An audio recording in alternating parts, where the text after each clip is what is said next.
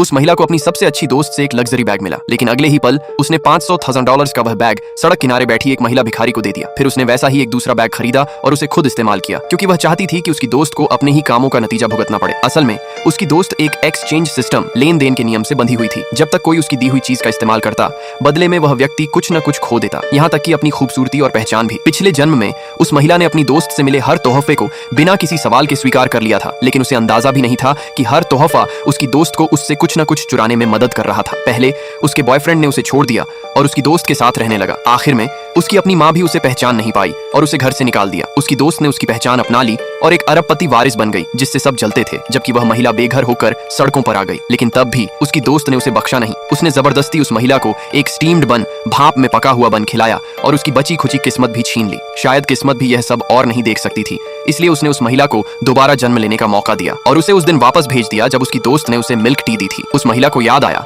कि पिछले जन्म में वह कप मिल्क टी पीने के बाद उसका शरीर बेकाबू ढंग से बदलने लगा था। इस बार वह अपनी दोस्त को ही इसका नतीजा भुगताना चाहती थी। मिल्क टी लेने के बाद जब उसकी दोस्त का ध्यान नहीं था, तो उसने चुपके से उसे कंपनी में ज्यादा वजन वाली एक सहकर्मी को दे दिया। जब उसकी दोस्त वापस आई और देखा कि मिल्क टी खत्म हो चुकी है, तो उसे लगा कि एक्सचेंज सफल हो गया है और वह मन ही मन खुश हो गई। उसने कंपनी में डींगें भी मारी कि उसका शरीर ऐसा है कि कभी वजन नहीं बढ़ता, और फिर बिना किसी रोक टोक के जो मन में आया वह खाने लगी। कुछ ही समय बाद कंपनी के फैशन डिजाइन डिपार्टमेंट ने एक नया इवनिंग गाउन लॉन्च किया और मैनेजर ने सभी से उसे पहनकर मॉडलिंग करने के लिए वॉलंटियर करने को कहा। अगर आप जानना चाहते हैं कि आगे क्या होगा, तो इस वीडियो को लाइक करें, कमेंट में पार्ट 2 लिखें और सब्सक्राइब करना न भूलें।